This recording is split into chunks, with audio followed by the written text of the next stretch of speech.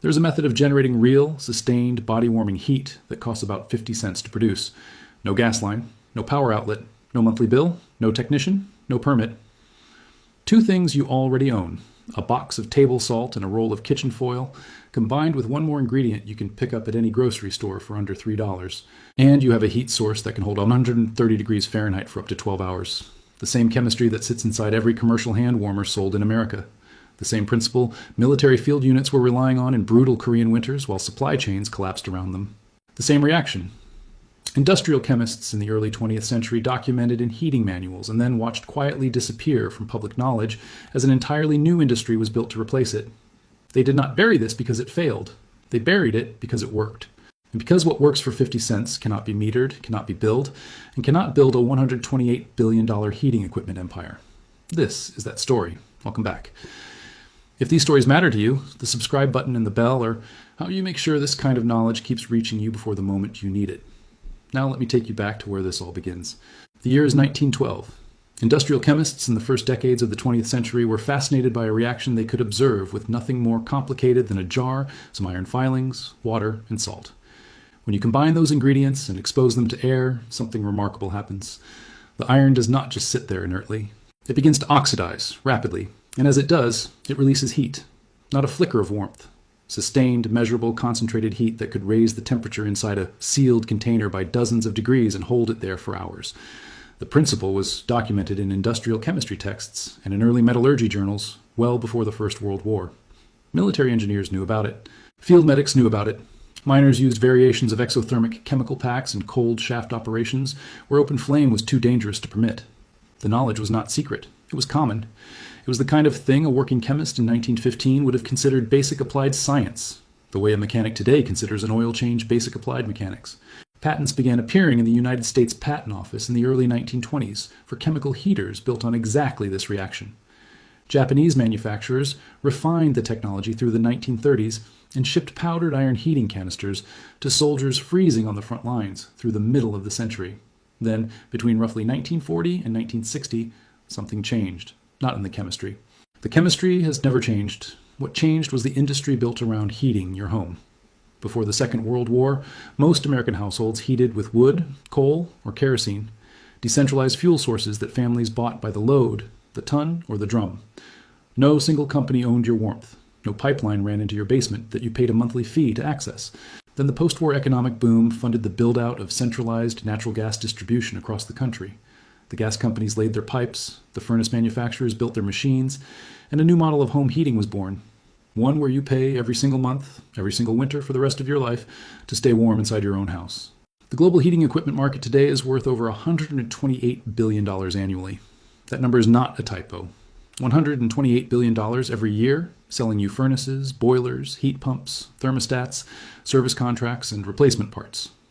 The average American household spends over $900 per year just on heating fuel. Multiply that by 130 million households, and you begin to understand the architecture that was built around your comfort.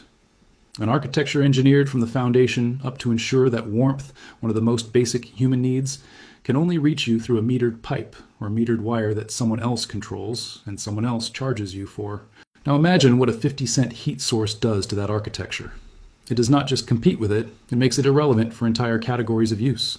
Emergency heat when the grid goes dark. Warmth in a tent at 20 degrees, a heat pack for someone elderly or injured who cannot afford the bill, a backup for a family whose furnace dies in February. The chemical heating reaction does not require a permit. It does not require a technician. It does not generate a monthly invoice. And it cannot be patented because the oxidation of iron is a law of physics, not a proprietary process. That is exactly why you have never heard of it.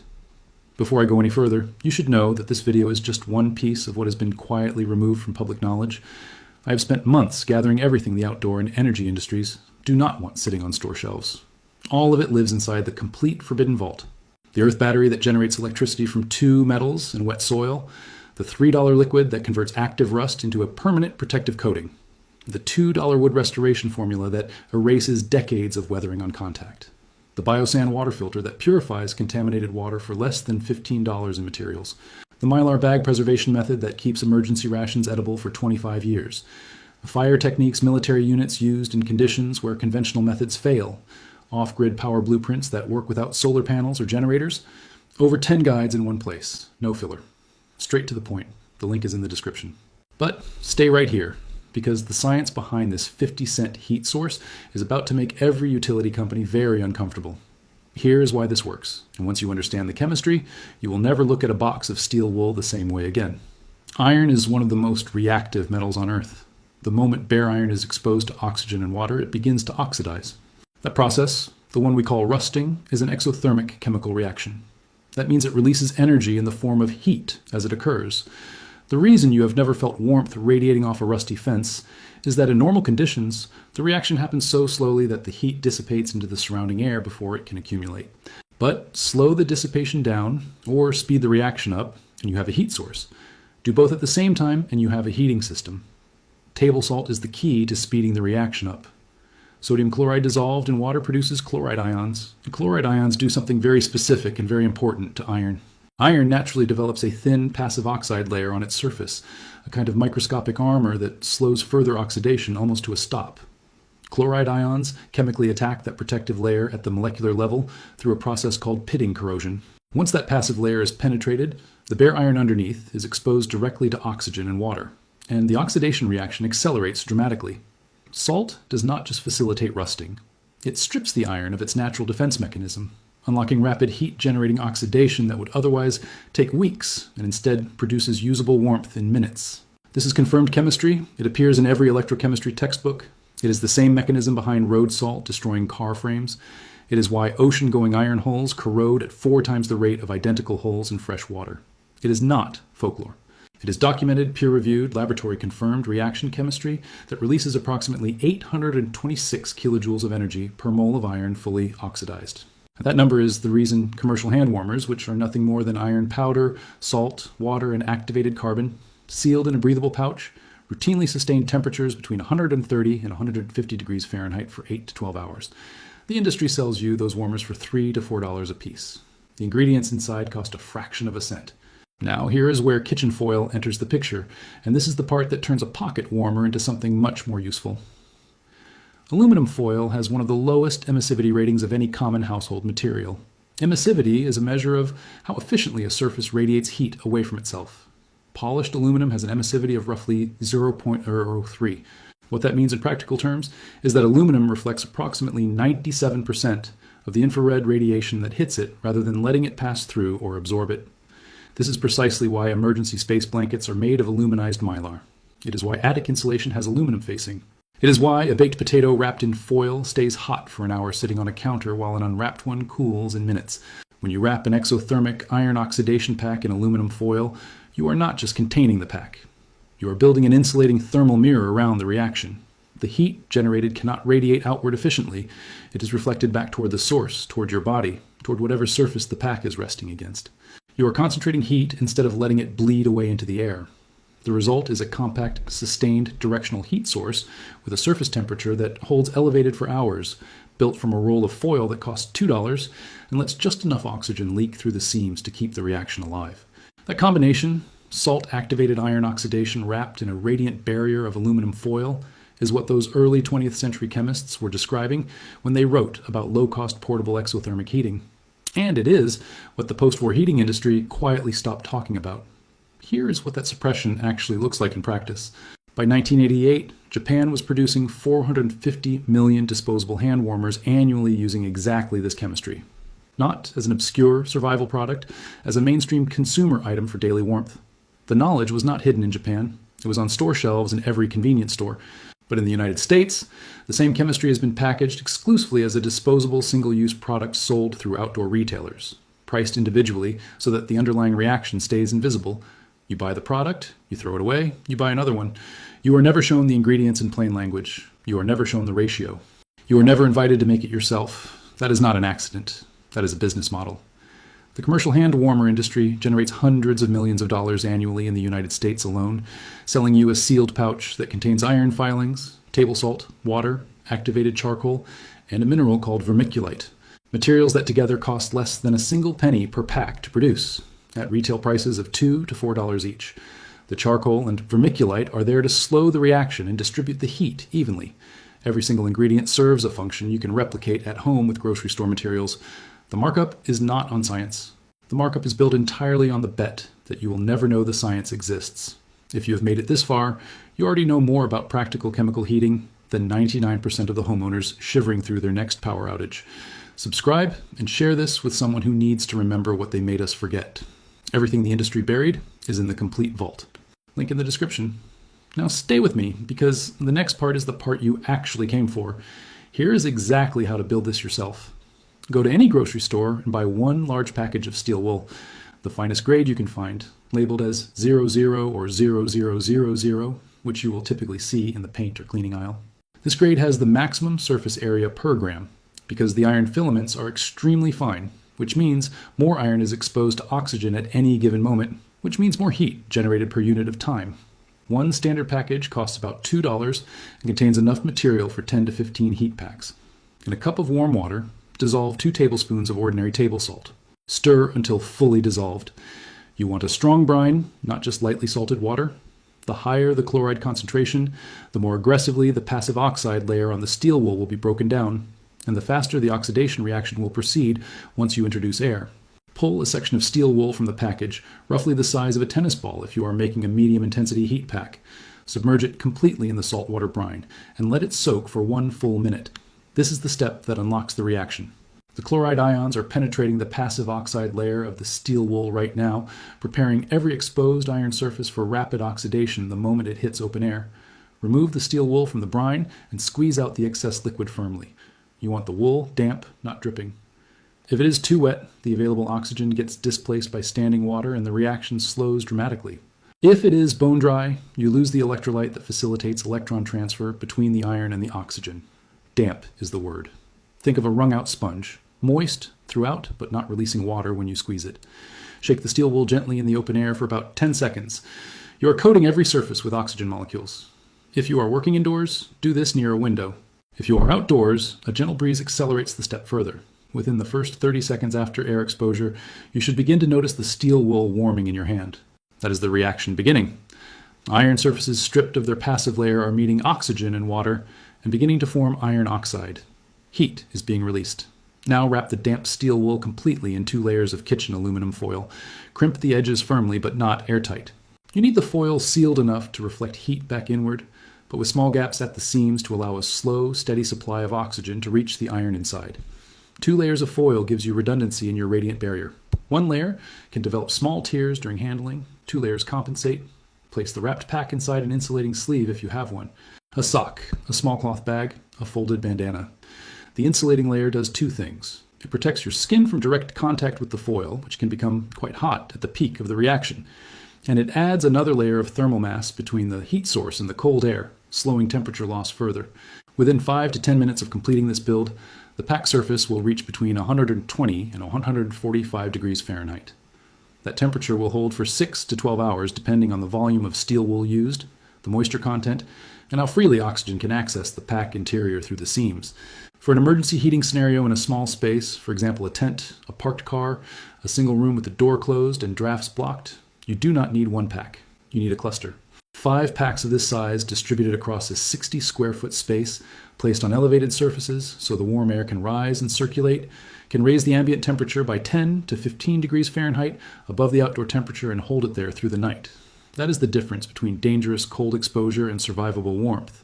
That is a sleeping bag rating upgrade. That is a night when your kids sleep instead of shiver.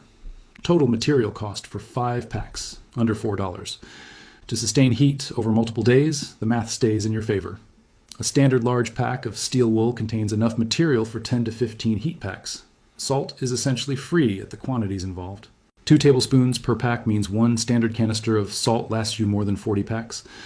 Aluminum foil is the largest ongoing cost, and a 200 square foot roll runs under $4 and provides enough foil for approximately 20 packs at 2 full wrapping layers each, 40 heat packs for under $10 in materials, each lasting up to 12 hours. That is enough warmth for a family of 4 to ride out a multi-day winter blackout in a single room. Try pricing that out at any emergency preparedness store, and you will find yourself looking at $300 or $400 in equivalent disposable warmers. Compare it to a cord of firewood at $250 to $400 that requires storage, hauling, and a functioning fireplace. Compare it to a portable propane heater where the fuel cartridges run $5 to $7 each and last 2 to 3 hours of actual heating. Compare it to a gas bill that does not care whether you are warm or not, only whether you have paid it. Compare it to a new furnace installation running $4,000 to $10,000 before the first BTU of heat ever reaches your living room. I need to be honest with you about the limitations, because this method is not magic, and there are boundaries you should understand. The salt and foil heat pack will not heat your house from the basement up. That is not the claim. The claim is that it will heat you, the person, reliably, cheaply, and without any infrastructure, any fuel line, any grid connection, or any bill.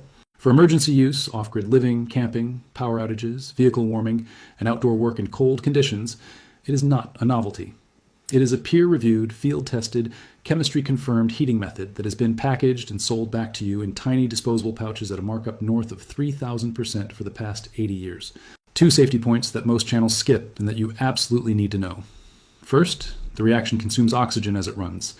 Do not deploy multiple large packs inside a tightly sealed space without ventilation. A cracked window or a vent slit is enough air exchange to keep the reaction going safely while preventing oxygen depletion. Second, the foil surface can reach temperatures hot enough to cause minor burns at peak reaction. Always handle through fabric or a sleeve and never place a freshly built pack directly against bare skin. Treat it the way you would treat a hot mug of coffee. Insulated grip, cautious contact, intentional placement. The reason you are learning this today instead of in a middle school science class is a straightforward function of money. The global heating and energy industry does not benefit from a population that understands how to generate their own heat for free. They benefit from a population that believes warmth is a service that must be purchased. That belief is worth $128 billion a year to the people who sell furnaces, boilers, gas service contracts, and specialty warmers. The knowledge you just acquired is worth nothing to them and everything to you. Think about who loses when this becomes common knowledge. The utility companies that bill you every winter. The heating equipment manufacturers who want to sell you a new unit every 15 years. The outdoor gear companies that sell disposable warmers at $4 a piece. The emergency preparedness industry selling prepackaged heat solutions at a premium to people who are scared and unprepared. Every one of those revenue streams depends on you not knowing that 50 cents of salt and steel wool can do what a $30 box of disposable warmers does. They cannot patent the oxidation of iron. It is a law of nature. They cannot patent chloride-catalyzed corrosion. It is documented chemistry. They cannot own the reaction. So instead, they own your access to it by making sure the knowledge never spreads in plain language to people who could use it. The formula is not sophisticated enough to need burying.